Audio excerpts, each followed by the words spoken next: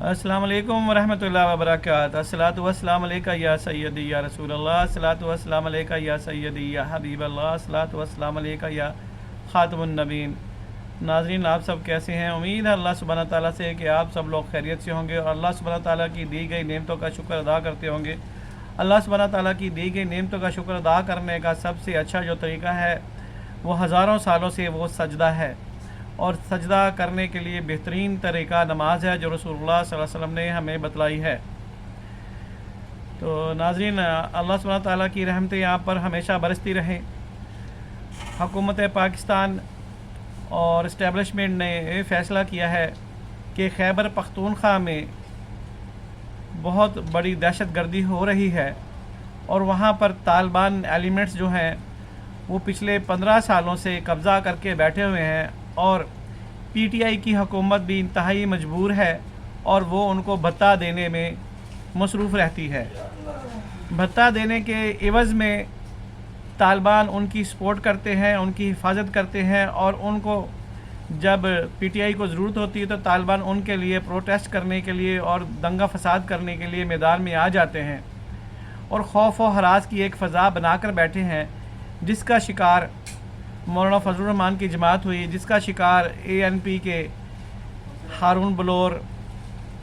اور بہت سارے لوگ، افتخار چودھری افتخار جو تھے ان کے بیٹے اور بہت سارے لوگ اس کا شکار ہوئے اور وہ جان سے گئے۔ اور سوات کے اور خاطرخواہ خیبر پختونخوا کے بہت سارے لوگ اس جعلی طالبان کے جو ٹی ٹی پی پاکستان کہلاتی ہے اس کے نشانے پر رہے، اور وہ لوگ درپردہ پی ٹی آئی کو مفادات کو وہ لوگ سیف کرتے تھے، اور پی ٹی آئی ہمیشہ سے ان کو بھتہ دیتی رہی ہے۔ اور یہ بات خیبر پختونخوا کے وزیر اعلیٰ برملا کہتے رہے کہ جناب ہمارے پاس کوئی علاج نہیں ہے طالبان کا، ٹی ٹی پی کا، اور ہم انہیں بھتہ دیتے ہیں اور انہیں تاوان دیتے ہیں، جس کے عوض میں وہ ہماری حفاظت کرتے ہیں اور ہماری جیت کے لیے راہ ہموار کرتے ہیں۔ تو جناب اس کا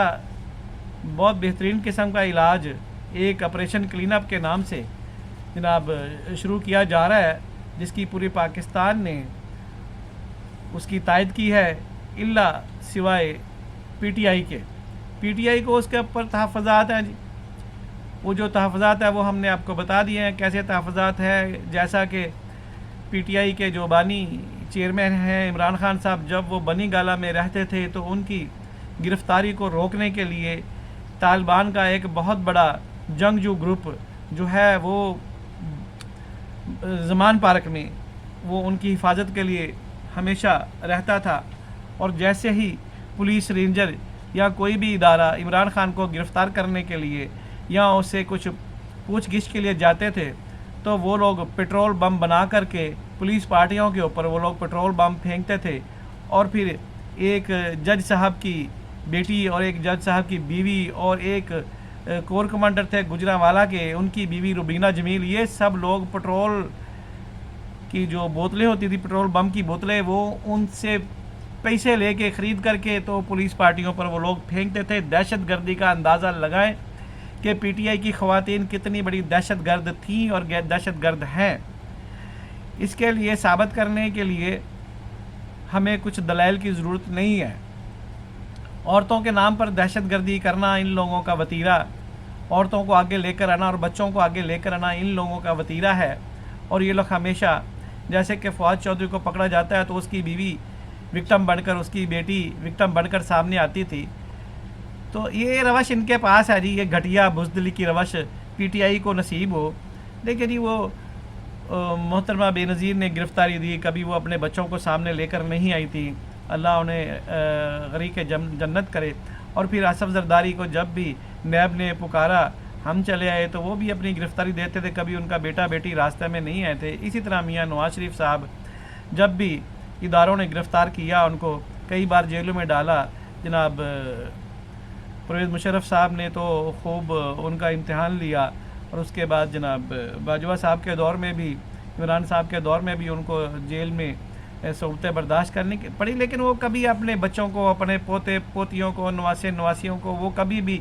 آگے فرنٹ پر لے کر نہیں آتے کہ جی میرے وہ پوتے پوتیاں جناب جی اداس ہو رہے ہیں جی، ان کے ساتھ ظلم ہو گیا جی، ہاں جی۔ اور تقریباً نون لیگ کی جو قیادت تھی وہ 70% قیادت جیلوں کا سامنا کر کے، کسی نے 300 دن، کسی نے 200 دن، کسی نے 800 دن، اور کسی نے جناب جی کتنے دن جیلوں میں گزارے، سعد رفیق اور ان کے بھائی حافظ نعمان، حمزہ شہباز، شہباز شریف، ان کے بیٹے سلمان شہباز، حنیف عباسی، شہد خاقان عباسی، یعنی انگنت لوگوں نے گرفتاریاں دی، لیکن وہ کبھی اپنی بیوی کو یا بیٹی کو یا بیٹوں کو وہ وکٹم بنا کر سامنے نہیں لاتے تھے۔ یہ ایک بہت بڑا فرق ہے ڈیموکریٹک پارٹیز اور نان ڈیموکریٹک پاورز میں۔ نان ڈیموکریٹک پاور جب بھی اقتدار میں آئی ہے تو ملک کو اس سے نقصان ہوا ہے جی، اس میں کوئی شک نہیں۔ ملک جب بھی دو لخت ہوا، ملک کو جب بھی نقصان ہوا تو یہ نان ڈیموکریٹک جو عناصر ہیں ان کی وجہ سے ہی ہوا تھا۔ آپ دیکھ لیں ایوب خان نان ڈیموکریٹک تھے، اور یحییٰ خان نان ڈیموکریٹک تھے، ضیاء الحق صاحب نان ڈیموکریٹک تھے جب سیاچین ہاتھوں سے گیا، اور یہ کارگل کی جب شکست ہوئی ہے تو پرویز مشرف صاحب تھے وہ نان ڈیموکریٹک تھے، اور جو باجوہ صاحب جو حکومت لے کر آئے تھے وہ بھی سب ایلیمنٹس نان ڈیموکریٹک تھے۔ کرنل لیاقت صاحب تھے، کرنل عرفان صاحب تھے، اور باجوہ کے ساتھ وہ فیض امین صاحب تھے۔ یہ سب نان ڈیموکریٹک پاور تھی جن کی وجہ سے ملک جو ہے وہ جہالت کی گہرائیوں میں گیا اور قرضوں کی اندھا دھند جناب جی وہ شکار ہوا ملک اس کا۔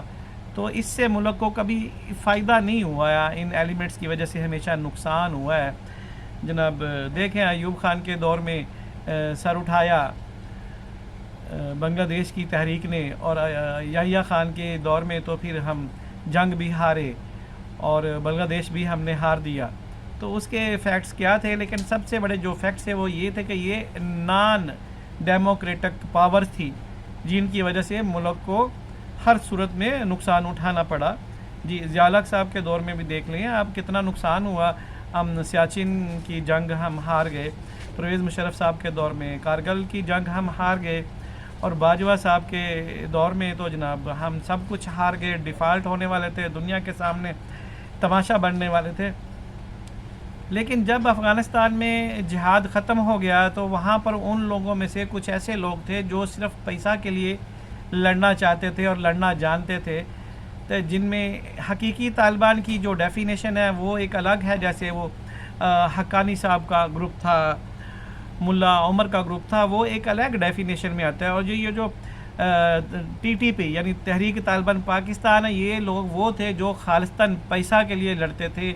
اور ان کے سامنے دین کا کوئی عنصر شامل نہیں تھا، دین کا وہ لبادہ اڑے ہوئے تھے۔ اور دیکھیں ان کے پھر دور میں کیا ہوا کہ ہمارا وہ جو